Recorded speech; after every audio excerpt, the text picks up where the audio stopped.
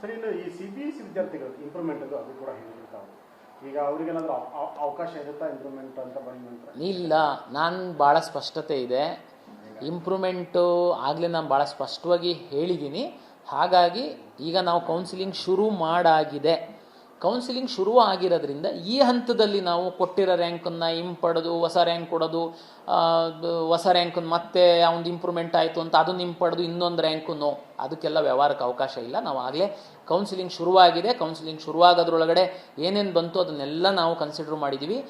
ಈಗಲೂ edit option because of ನಮ್ಮದು SC ABC ಬಂದಿರೋದಕ್ಕೆ ಆ ಮಕ್ಕಳಿಗೆ ನಾವು ಹಿಂದೆ ಕೌನ್ಸಿಲಿಂಗ್ ಶುರುವಾಗೋದ್ರೊಳಗಡೆ ತಮ್ಗೆ ಗೊತ್ತಿರಬೇಕು, ರಿಸಲ್ಟ್ ಬರೋದ್ರೊಳಗಡೆನೆ ಎಲ್ಲ ಕ್ಲೋಸ್ ಮಾಡಿಬಿಟ್ಟಿರ್ತಿದ್ರು.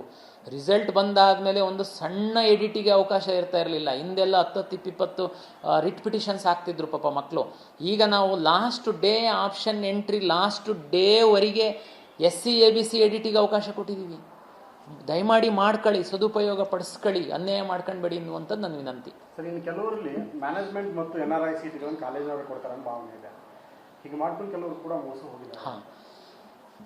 ನೋಡಿ, ಇಂಜಿನಿಯರಿಂಗಿಗೆ ಸಂಬಂಧಪಟ್ಟಂತೆ 25% ಮ್ಯಾನೇಜ್ಮೆಂಟ್ ಸೀಟಿಗೆ ಅವಕಾಶ ಇದೆ.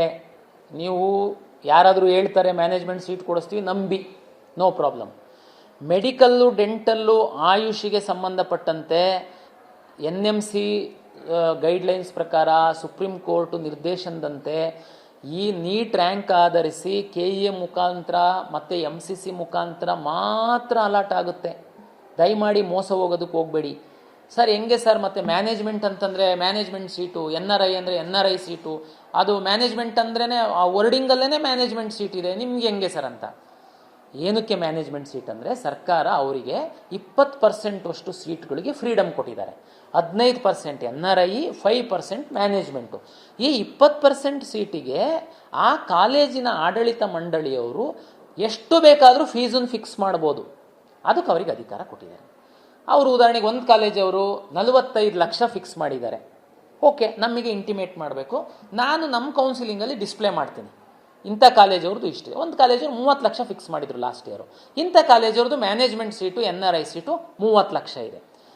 ಆದರೆ ಅಲಾಟ್ ಮಾಡೋನು ನಾನು ಅಂದ್ರೂ ನನಗೆ ಮನಸ್ಸಿಗೆ ಬಂದಂಗೆ ನನಗೆ ಪರಿಚಯದವ್ರಿಗೆ ಅಲಾಟ್ ಮಾಡೋದಲ್ಲ. ಉದಾಹರಣೆಗೆ ಒಂದು ಕಾಲೇಜಲ್ಲಿ 10 ಮ್ಯಾನೇಜ್ಮೆಂಟ್ ಸೀಟ್ ಇದೆ ಅಂತ ಭಾವಿಸ್ಕೊಳ್ಳೋಣ. ಆ ಮ್ಯಾನೇಜ್ಮೆಂಟ್ ಸೀಟಿಗೆ 20 ವಿದ್ಯಾರ್ಥಿಗಳು ಆಪ್ಷನ್ ಎಂಟ್ರಿ ಮಾಡಿದ್ದಾರೆ. ತಮ್ಗೆ ಗೊತ್ತು, ಮ್ಯಾನೇಜ್ಮೆಂಟಿಗೆ ಯಾವುದೇ ಮೀಸಲಾತಿ ಏನಿರಲ್ಲ. 20 ಹುಡುಗರು ಆಪ್ಷನ್ ಎಂಟ್ರಿ ಮಾಡಿದ್ದಾರೆ. ಆ 20 ಹುಡುಗರದು ನೀಟ್ ರ್ಯಾಂಕಲ್ಲಿ ಟಾಪ್ 10 ವಿದ್ಯಾರ್ಥಿಗಳು ಯಾರು ನೀಟ್ ರ್ಯಾಂಕ್ ಇದೆ ಅವರಿಗೆ ಅಲಾಟ್ ಮಾಡ್ತೀವಿ. ಒಂದು ವೇಳೆ 11ನೇ ವಿದ್ಯಾರ್ಥಿ ಆ ಮೆಡಿಕಲ್ ಕಾಲೇಜ್ ಮಾಲೀಕರು ಮಗ ಆಗಿದ್ರೂ ನಾವು ಅಲಾಟ್ ಮಾಡೋಕ್ಕಾಗಲ್ಲ. ಹಾಗಾಗಿ ಮೆಡಿಕಲ್ ಕಾಲೇಜಿನ ಮಾಲೀಕರು, ಆ ಕಾಲೇಜಿನ ಓನರ್ ಸಹ ತನ್ನ ಮಗನಿಗೆ ಮ್ಯಾನೇಜ್ಮೆಂಟ್ ಸೀಟಲ್ಲಿ ಸೇರಿಸ್ಬೇಕು ಅಂತಂದರೆ ನೀಟ್ ರ್ಯಾಂಕ್ ಇರಬೇಕು. ಕರ್ನಾಟಕ ಪರೀಕ್ಷಾ ಪ್ರಾಧಿಕಾರದ ಮೂಲಕವೇ ಕೌನ್ಸಿಲಿಂಗ್ ಮೂಲಕ ಅಡ್ಮಿಷನ್ ತಗೊಳ್ಬೇಕು. ಇಷ್ಟು ಸ್ಪಷ್ಟವಾಗಿ ನಿಯಮಗಳಿದ್ದಾವೆ. ಯಾರಾದ್ರೂ ಬಂದು ನಿಮಗೆ ಮೆಡಿಕಲ್ ಸೀಟು KE ಮುಖಾಂತರ ಅಲ್ಲ, ನೀವು ಯಾಕೆ ಚಿಂತೆ ಮಾಡ್ತೀರಾ, ಮ್ಯಾನೇಜ್ಮೆಂಟ್ ಸೀಟು ಓನರ್ರೇನೆ ನನಗೆ ಕ್ಲೋಸ್ ಇದ್ದಾರೆ, ನಾನು ಕೊಡಿಸ್ಬಿಡ್ತೀನಿ ಅಂತಂದರೆ ತಕ್ಷಣ ಅವ್ರ ಮೇಲೆ ನೀವು FIR ಮಾಡಿ. ಅವರು ನಿಮಗೆ ಮೋಸನೇ ಮಾಡ್ತಾ ಇದ್ದಾರೆ ಅಂತ.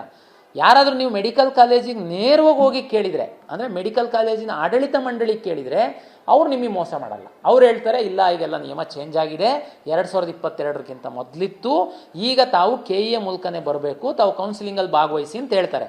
ನಿಮಗೆ ಯಾರಾದ್ರೂ ಸರ್ ನಾನು ಕೊಡಿಸ್ತೀನಿ, ನಿಮಗೆ ಯಾಕೆ ಚಿಂತೆ ಮಾಡ್ತೀರಾ, ಇಷ್ಟು ದುಡ್ಡು ನಾನೆಲ್ಲ ಮಾತಾಡಿದ್ದೀನಿ ಅಂದರೆ ಅವನು ಕಾಲೇಜವನಾಗಿರಲ್ಲ, ಮಧ್ಯವರ್ತಿ ಆಗಿರ್ತಾನೆ, ಪಕ್ಕ ನಿಮಗೆ ಮೋಸ ಮಾಡೋದಕ್ಕೆ ಟ್ರೈ ಮಾಡ್ತಾ ಇದ್ದಾನೆ ಅಂತ ಅರ್ಥ.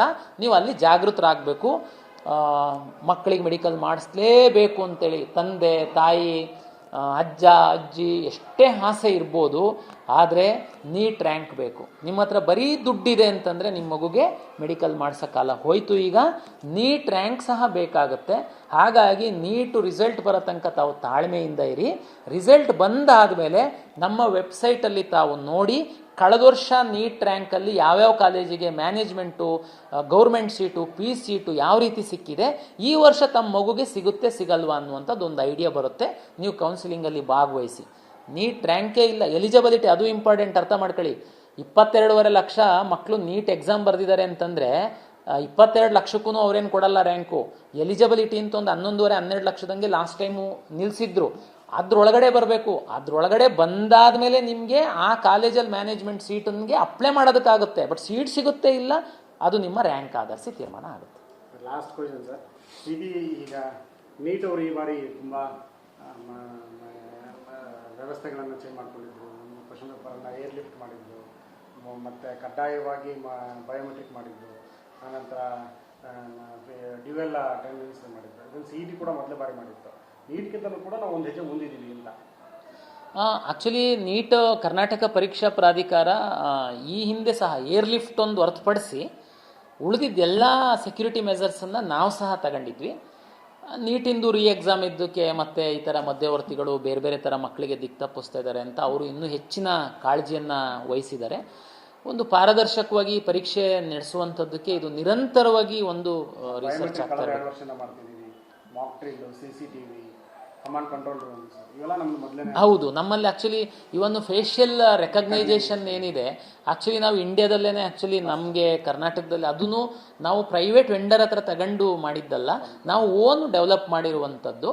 ಅದನ್ನು ನೀಟಲ್ಲಿ ಸಹ ಅಡಾಪ್ಟ್ ಮಾಡ್ಕೊಂಡ್ರೆ ಖಂಡಿತ ತುಂಬ ಒಳ್ಳೆಯದು. ಬಿಹಾರದಲ್ಲಿ CCTV ಅಳವಡಿಸು, ಬಯೋಮೆಟ್ರಿಕ್ ಅಳವಡಿಸುವಂಥವರೇ ಈಗ 10 ಜನ ಅಲ್ಲಿ ಗೋಲ್ಮಾಲ್ ಮಾಡಿದ್ದಾರೆ.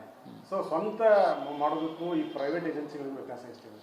ಅಲ್ಲ, ಈಗ ಅದೇನೆ ನಮಗೆ ಎಲ್ಲರಿಗೂ ಆ್ಯಕ್ಚುಲಿ ಅದೊಂದು ಪಾಠ. ಎನಿವೇ ನಾವಂತೂ ನಮ್ಮ ಗೌರ್ಮೆಂಟ್ ಸಿಬ್ಬಂದಿನೇ ಬಳಕೆ ಮಾಡ್ಕೊಂಡು ಮಾಡ್ತಿರತ್ತೆ. ನಮ್ಗೆ ಗೊತ್ತಿರಬೇಕು, ನಾವು ಫೇಶಿಯಲ್ ರೆಕಗ್ನೈಸೇಷನಿಗೆಲ್ಲ ನಮ್ಮ ಡಿಪ್ಲೊಮೊ ಕಾಲೇಜಿನ ವಾಲಂಟಿಯರ್ಸು ಮತ್ತು ಡಿಪ್ಲೊಮೊ ಕಾಲೇಜಿನ ಲೆಕ್ಚರ್ಸನ್ನು ಬಳಕೆ ಮಾಡ್ಕೊಳ್ತಾ ಇದ್ವಿ. ಯಾವಾಗಲೂ ಸರ್ಕಾರಿ ನೌಕರರು ಅಂತಂದರೆ ಅವ್ರಿಗೊಂದು ಬದ್ಧತೆ ಇರುತ್ತೆ, ಕಮಿಟ್ಮೆಂಟ್ ಇರುತ್ತೆ, ಅಕೌಂಟಬಿಲಿಟಿ ಇರುತ್ತೆ. ನಾಳೆ ಏನಾದ್ರೂ ಆದರೆ ನಾವು ಅವರಿಗೆ ಒಂದು ಭಯ ಇರುತ್ತೆ. ಈ ಏಜೆನ್ಸಿ ಅಂತಿದ್ದಂಗೆ ಅಲ್ಲಿ ಹಣ ಒಂದೇ ಮ್ಯಾಟ್ರ್ ಆಗುತ್ತೆ. ಹಾಗಾಗಿ ನಾವಂತೂ ಇನ್ನೂ ಹೆಚ್ಚಿನ ಕಾಳಜಿ ವಹಿಸಬೇಕು ಅಂತನ್ನುವಂಥದ್ದು ಇದರಿಂದ ನಮಗೆ ತಿಳಿದು ಬಂದಿದೆ.